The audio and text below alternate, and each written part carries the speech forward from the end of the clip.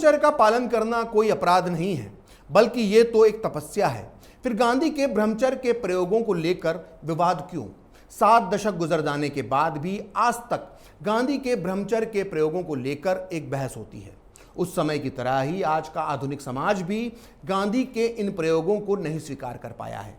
उस समय की तरह आज के लोग भी ये सवाल उठाते हैं कि 77 साल के गांधी को अगर ये प्रयोग करना ही था तो उन्होंने इसके लिए अपनी 19 साल की नादान पोती को क्यों चुना। ये सारे सवाल इसलिए महत्वपूर्ण हैं क्योंकि ब्रह्मचर्य के प्रयोगों की वजह से उस दौर में गांधी की छवि को जबरदस्त धक्का लगा था और आज भी गांधी के विरोधी इसे मुद्दा बनाते हैं। वैसे तो गांधी ने कई महिलाओं के साथ ब्रह्मचर्य के प्रयोग किए, लेकिन आज हम चर्चा करेंगे सिर्फ मनु की, जो एकदम करीबी रिश्ते में गांधी की पोती लगती थी। गांधी के ब्रह्मचर्य के प्रयोगों में सबसे ज्यादा विवाद मनु को लेकर ही हुआ। मनुबेन गांधी गांधी के भतीजे जयसुखलाल गांधी की बेटी थी, यानी वो गांधी की एक तरह से सगी पोती के समान थी। 1946 के आखिर में जब नोआखली में गांधी दंगे रोकने के लिए गांव-गांव घूम रहे थे तो मनु उनके साथ साय की तरह पूरे समय साथ रहती थी। गांधी दिन में मनु को अपने सहारे की लाठी बनाकर रखते थे तो रात में उनके साथ ब्रह्मचर्य के प्रयोग भी करते थे। इस बात का खुलासा खुद गांधी ने किया था। गांधी ने अपने पर्सनल सेक्रेटरी प्यारेलाल नैयर को 30 दिसंबर 1946 को एक पत्र लिखा था और यह पत्र छपा है संपूर्ण गांधी वांग्मय के खंड 94 के पेज नंबर 367 पर। आपको बता दूं कि संपूर्ण गांधी वांग्मय की सच्चाई पर दुनिया में कोई भी सवाल नहीं उठा सकता, क्योंकि इसे भारत सरकार के दिशा निर्देशन में छापा गया है। खैर, गांधी ने जो अपने पत्र में लिखा था वो बेहद विस्फोटक था। गांधी इस पत्र में लिखते हैं कि मैं उसे यानी मनु को अपने पास सोने दे रहा हूं। वो बिना कोई कपड़े पहने सोती है, लेकिन गहरी नींद सोती है। जब भी कोई काम हो उसे जगाना पड़ता है, चाहे 2 बजे हो या 3 बजे। मैं इसे अच्छी निशानी मानता हूं कि वो इस तरह सो पाती है। गांधी उस समय 77 साल के थे और मनुबेन की उम्र सिर्फ 19 साल थी। लेकिन इतनी कम उम्र में भी मनुबेन को बहुत पढ़ने लिखने की आदत थी। वो रोज रात सोने से पहले अपनी डायरी लिखती थी और अगले दिन सुबह गांधी इस डायरी पर अपने हस्ताक्षर यानी साइन करते थे, जिससे भविष्य में इस डायरी में लिखी गई किसी भी बात पर या किसी भी सच्चाई पर कोई सवाल न उठा पाए। मनुबेन की ये डायरी अब भारत सरकार के राष्ट्रीय अभिलेखागार में रखी हुई है। इस डायरी के कुछ अंश भारत की नंबर 1 मैगजीन इंडिया टुडे ने 17 जून 2017 को प्रकाशित किए थे।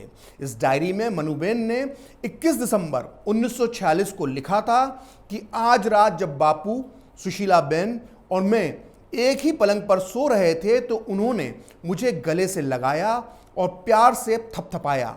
उन्होंने लंबे समय बाद मेरा आलिंगन यानी मुझे गले लगाया था। फिर बापू ने अपने साथ सोने के बावजूद यौन इच्छाओं के मामले में मेरे मासूम बने रहने के लिए मेरी तारीफ की। गांधी अपनी पोती के साथ नग्न अवस्था में सोते हैं, इसे लेकर उनकी मंडली में भी गहरी नाराजगी थी। वहीं दूसरी तरफ गांधी की ब्रह्मचर्य की पुरानी साथी ने सुशीला नैयर, आभाबेन और अमतुसलाम की जलन हद से ज्यादा आगे बढ़ चुकी थी। ना जाने ये किसकी साजिश थी कि नोआखली में रात के अंधेरे में गांधी की बंद कुटिया में जो हो रहा था वो धीरे धीरे दुनिया के सामने आने लगा। गांधी और मनु के रिश्तों को लेकर हर तरफ बातें बनाई जाने लगी। मनुबेन ने अपने इस दर्द को 31 जनवरी 1947 को डायरी में दर्ज करते हुए लिखा, ब्रह्मचर्य के प्रयोगों पर विवाद गंभीर रूप लेता जा रहा है। मुझे संदेह है कि अफवाहें फैलाने के पीछे अमतुसलाम बहन, सुशीला बहन और कनू भाई, जो आभा बहन के पति और गांधी के भतीजे थे, उनका हाथ है। मैंने जब बापू को ये बात बताई तो वो मुझसे सहमत होते हुए बोले कि पता नहीं क्यों सुशीला को इतनी जलन हो रही है। बापू ने मुझसे कहा कि अगर मैं इस प्रयोग में बेदाग निकल आई तो मेरा चरित्र आसमान चूमने लगेगा। बापू का कहना था कि यह उनके ब्रह्मचर्य का यज्ञ है और मैं उसका पवित्र हिस्सा हूं। उन्होंने मुझसे कहा कि अगर सब हमारा साथ छोड़ जाएं तब भी ईश्वर के आशीर्वाद से हम यह प्रयोग सफलतापूर्वक करेंगे और फिर इस महापरीक्षा के बारे में सारी दुनिया को बताएंगे। उधर गांधी के ब्रह्मचर्य के प्रयोग की गूंज नोआखली ही नहीं बल्कि दिल्ली में भी सुनाई दे रही थी। कांग्रेस के बड़े बड़े नेताओं से लेकर खद्दरदारी गांधीवादी भी बेहद परेशान थे। जो बातें गांधी के खिलाफ हों, अक्सर उन बातों पर नेहरू चुप्पी साध लेते थे, लेकिन सरदार पटेल ऐसे नहीं थे। वो सीधी सपाट बात कहने में विश्वास रखते थे। उन्होंने करीब करीब धिक्कारते हुए गांधी को 25 जनवरी 1947 को एक पत्र में लिखा कि आपने हमें जंगल की आग में झोंक दिया है।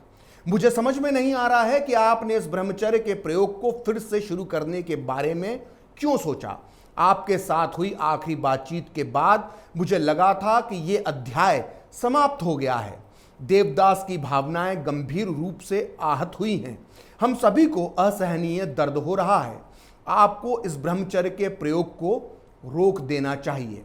गांधी ने पहले भी ब्रह्मचर्य के प्रयोग किए थे, लेकिन ये बातें आम जनता तक नहीं पहुंची थीं। इस बार भी ये मामला दब जाता, लेकिन 1 फरवरी 1947 को गांधी ने नोआखली में अपनी प्रार्थना सभा में मनु के साथ अपने ब्रह्मचर्य के प्रयोग पर एक विस्फोटक बयान दे दिया। गांधी ने सबके सामने सब कुछ स्वीकार करते हुए कहा कि मैं नहीं चाहता कि मेरे निर्दोष आचरण को लेकर कोई गलतफहमी हो। मेरी पोती मनु मेरे साथ है, वो मेरे साथ एक ही बिस्तर पर सोती है। मैं जो यज्ञ कर रहा हूं ये उसका पवित्र अंग है। मेरे इस प्रयत्न की सफलता के लिए आप मुझे आशीर्वाद दें। मुझे पता है कि मेरे इस आचरण की मेरे मित्रों ने भी आलोचना की है, लेकिन अपने मित्रों के खातिर भी मैं अपने कर्तव्य से विमुख नहीं हो सकता। गांधी के इस विस्फोटक भाषण के बाद उस दौर का पूरा भारतीय समाज हिल गया। देश के सभी बड़े अखबारों ने मनु के साथ गांधी के ब्रह्मचर्य के प्रयोगों के बारे में खबर छापी। सोचकर देखिए, अगर आज के समय में ऐसा होता तब भी आज का आधुनिक कहा जाने वाला समाज दादा पोती के ऐसे प्रयोग को स्वीकार नहीं कर पाता। तो सोचिए, आज से 7 दशक पहले पुरातन पंथी भारतीय समाज की किस तरह की प्रतिक्रिया रही होगी गांधी के इस ब्रह्मचर्य के प्रयोग पर। मनुबेन ने अगले दिन यानी 2 फरवरी 1947 को अपनी डायरी में लिखा कि बापू ने प्रार्थना सभा में लोगों को बताया कि वे मेरे साथ ब्रह्मचर्य के प्रयोग कर रहे हैं। फिर उन्होंने मुझे समझाया कि सबके सामने उन्होंने ये बात क्यों कही है। मुझे बहुत राहत महसूस हुई, क्योंकि अब लोगों की जुबान पर ताले लग जाएंगे। मैंने अपने आप से कहा कि अब मुझे किसी की भी परवाह नहीं है। दुनिया को जो कहना है वह कहती रहे। 19 साल की नादान मनुबेन को लगा कि लोगों की जुबान पर ताले लग जाएंगे, लेकिन ये उनकी नासमझी थी। इस पूरी घटना के बाद न केवल पूरे देश में बल्कि अपने खास सहयोगियों के बीच भी गांधी की छवि बुरी तरह से प्रभावित हुई। पूरे देश में लोग गुस्से का इजहार कर रहे थे। हजारों की तादाद में लोगों ने गांधी को पत्र लिखे, जिनमें बेहद कड़वी और अपमानजनक भाषा का इस्तेमाल किया गया था। कई भक्तों की नज़र में गांधी गिर चुके थे। मनुबेन भी इससे वाकिफ थीं। उन्होंने 7 फरवरी 1947 को बेहद दर्द भरे शब्दों में अपनी डायरी में लिखा कि ब्रह्मचर्य के प्रयोगों को लेकर माहौल लगातार गर्माता जा रहा है। ठक्कर बापा आज अपने साथ बहुत सारे पत्र लाए जो इस मुद्दे पर बहुत गर्म थे। इन पत्रों को पढ़कर मैं हिल गई। ब्रह्मचर्य के प्रयोग को लेकर सरदार पटेल पहले से ही गांधी से नाराज थे, लेकिन इस नए कांड के बाद उनकी नाराजगी और भी ज्यादा बढ़ गई। हर तरफ गांधी के चरित्र की धज्जियां उड़ाई जा रही थीं। भारत आजादी के मुहाने पर खड़ा था। मुस्लिम लीग का दबाव बढ़ता जा रहा था। ऐसे में गांधी के माथे पर लगा ये धब्बा बहुत नुकसान पहुंचा सकता था। लिहाजा सरदार पटेल ने 16 फरवरी 1947 को गांधी को एक और पत्र लिखा, जिसमें उन्होंने लिखा कि मुझे किशोर लाल मशरूवाला का पत्र मिला। इस बीच देवदास और राजगोपालाचारी जी भी इस मुद्दे पर मेरे साथ बात करने के लिए आए। हम सबको लगता है कि आपके हट का कोई अंत नहीं है। आपने हमें एक बहुत बड़ी मुसीबत में धकेल दिया है। इन ब्रह्मचर्य के प्रयोगों को सार्वजनिक करने से दुनिया को कोई फायदा नहीं होने वाला है। मुझे समझ में नहीं आता कि आप धर्म की बजाय आम लोगों को अधर्म के रास्ते पर क्यों धकेल रहे हैं। काश हम अपना दिल खोलकर बता सकते कि हमारे घाव कितने गहरे हैं। गांधी की यह बदनामी जब हद से आगे बढ़ गई तो मैदान में उतरना पड़ा उस शख्स को जो गांधी का सबसे पुराना दोस्त था, और उसका नाम था अमृतलाल ठक्कर, जिन्हें लोग प्यार से ठक्कर बापा कहते थे। ठक्कर बापा को गांधी की आत्मा का चौकीदार कहा जाता था। ठक्कर बापा ने इस विवाद पर 25 फरवरी 1947 को गांधी से एक लंबी चर्चा प्रारंभ की। शुरुआत में गांधी टस से मस नहीं हुए। उस रात मनुबेन ने अपनी डायरी में लिखा कि ठक्कर बापा ने बापू से पूछा कि अगर मुस्लिम लीग को इसकी भनक भी लग गई और उसने इस बारे में लांछन लगाए तो क्या होगा। बापू ने जवाब दिया कि किसी के डर से वे अपने धर्म को कतई नहीं छोड़ेंगे। बापू ने ठक्कर बापा से कहा कि अगर सरदार पटेल भी उनका साथ छोड़ देंगे तो वो अपने इन ब्रह्मचर्य के प्रयोगों को जारी रखेंगे। सोचिए, अपने ब्रह्मचर्य के प्रयोगों से गांधी को इतनी सुख और शांति मिल रही थी कि वो इसके लिए सरदार पटेल का भी साथ छोड़ने को तैयार थे। लेकिन ठक्कर बापा भी कहां पीछे हटने वाले थे। उन्होंने एक ईमानदार चौकीदार की तरह गांधी की आत्मा को जगाने के लिए पूरे 7 दिन तक संघर्ष किया। 77 साल के गांधी की आत्मा पर ठक्कर बापा की सीख का कितना असर पड़ा यह तो नहीं मालूम, लेकिन 19 साल की मनुबेन की आत्मा अंदर तक हिल गई। उन्होंने 2 मार्च 1947 को अपनी डायरी में लिखा कि आज बापू को ठक्कर बापा का एक गुप्त पत्र मिला। उन्होंने इसे मुझे पढ़ने को दिया। यह पत्र दिल को इतना छू लेने वाला था कि मैंने बापू से आग्रह किया कि ठक्कर बापा को संतुष्ट करने के लिए आज से मुझे वो अलग सोने की अनुमति दें। इस तरह नोआखली में मनुबेन का विरोध करने पर गांधी ने कुछ समय के लिए ब्रह्मचर्य के प्रयोग रोक दिए। जब गांधी मनुबेन के साथ ये सब प्रयोग कर रहे थे तो आचार्य कृपलानी ने गांधी को एक पत्र लिखकर कहा था कि आप मनुष्य का प्रयोग अपने लक्ष्य के लिए नहीं बल्कि अपने साधन की तरह कर रहे हैं। यानी कृपलानी की नज़र में मनुबेन गांधी के लिए एक साधन मात्र थी। आसान शब्दों में आपको समझाया जाए तो उसका कहने का मतलब यह है कि 19 साल की मनुबेन गांधी के लिए एक गिनी पिग थी जिसके साथ जैसा चाहे वैसा प्रयोग कर लिया जाता है। आखिर गांधी की इस प्रयोग के साधन का अंत क्या हुआ? गांधी की मृत्यु के बाद मनुबेन कहां चली गई, इस पर भी चर्चा बहुत जरूरी है। 30 जनवरी 1948 को गांधी की हत्या के बाद उनके बेटे देवदास गांधी ने मनुबेन को उनके पिता और भाइयों के पास गुजरात में भावनगर के निकट महुआ गांव भेज दिया। देवदास गांधी उस समय हिंदुस्तान टाइम्स के संपादक थे और वो जल्द से जल्द मनु से पीछा छुड़ाना चाहते थे। लेकिन उनके दिल में एक बहुत बड़ा डर था और वो डर ये था मनुबेन की डायरी, जिसके हर पन्ने पर गांधी के हस्ताक्षर यानी साइन थे। नादान मनु तो गांधी के हस्ताक्षरों का महत्व नहीं समझती थी, लेकिन पेशे से पत्रकार देवदास गांधी इसका महत्व बहुत अच्छे से समझते थे। लिहाजा जब वो मनुबेन को छोड़ने के लिए स्टेशन गए तो उन्होंने प्लेटफॉर्म पर एक कोने में ले जाकर मनुबेन से अकेले में बातचीत की। देवदास गांधी के साथ हुई इस पूरी बातचीत का पूरा वर्णन मनुबेन ने अपनी किताब द लास्ट ग्लिम्स ऑफ बापू में किया है, जो हिंदी में बापू की अंतिम झांकी के नाम से प्रकाशित हुई है। वो अपनी इस मशहूर किताब के पेज नंबर 334 पर लिखती हैं कि ट्रेन 2 घंटे लेट थी। देवदास काका मुझे अलग ले गए और ट्रेन के रवाना होने तक मुझसे वो बातें करते रहे।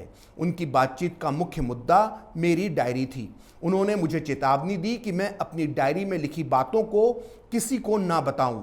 प्लेटफॉर्म पर टहलते हुए उन्होंने बड़े प्यार से मुझे कहा कि तुम अभी बहुत छोटी हो और तुम्हारे पास बहुत मूल्यवान साहित्य है, तुम अभी ना समझो। यहाँ यह बताने की जरूरत नहीं है कि देवदास गांधी के पत्रकार दिमाग में किस बात का डर तैर रहा था। उधर मनुबेन ने खुद को एक छोटे से गांव की छोटी सी दुनिया में समेट लिया। उन्होंने महुआ गांव में एक स्कूल और महिलाओं की सुरक्षा के लिए एक संस्था की नींव डाली। गांधी की मौत के महज 6 साल के अंदर मनुबेन को एक अज्ञात बीमारी ने घेर लिया। मुंबई में उनका इलाज चला। मोरारजी देसाई उन्हें देखने के लिए अस्पताल गए, जिसके बाद उन्होंने 19 अगस्त 1955 को प्रधानमंत्री नेहरू को एक पत्र में लिखा कि मनु की समस्या शरीर से अधिक मन की है। लगता है वे जीवन से हार गई हैं और सभी प्रकार की दवाओं से उन्हें एलर्जी हो गई है। गांधी की मौत के बाद 21 साल तक एकाकी अकेला जीवन जीने के बाद 1969 में मनुबेन की गुमनामी में मौत हो गई। तब मनुबेन की उम्र सिर्फ 41 साल थी। जिस लड़की के साथ गांधी के रिश्तों ने पूरे देश में तूफान मचा दिया था, उसकी मौत की खबर अखबारों की 4 लाइनों में सिमटकर रह गई। नोआखली में जब मनुबेन के साथ ब्रह्मचर्य के प्रयोग हो रहे थे तो उस समय वहां प्रोफेसर निर्मल कुमार बोस भी मौजूद थे। वो इन दोनों गांधी के सबसे करीबी सहयोगी थे, लेकिन गांधी की इन्हीं प्रयोगों से नाराज होकर उन्होंने गांधी का साथ छोड़ दिया था। प्रोफेसर बोस बाद में जाकर दुनिया के जाने माने एंथ्रोपोलॉजिस्ट यानी मानव शास्त्री बने। उन्होंने नोआखली में बेहद करीब से मनुबेन को देखा था। उन्होंने अपनी मशहूर किताब माई डेज विद गांधी में बताया है कि इन प्रयोगों का मनुबेन के दिलो दिमाग पर कितना असर हुआ। वो अपनी किताब के पेज नंबर 172 पर लिखते हैं कि मुझे ऐसा लगा कि एक मानव प्राणी यानी मनुबेन को एक ऐसे काम के लिए बलि चढ़ाया गया जिसका फैसला उस प्राणी ने स्वतंत्र होकर नहीं किया था।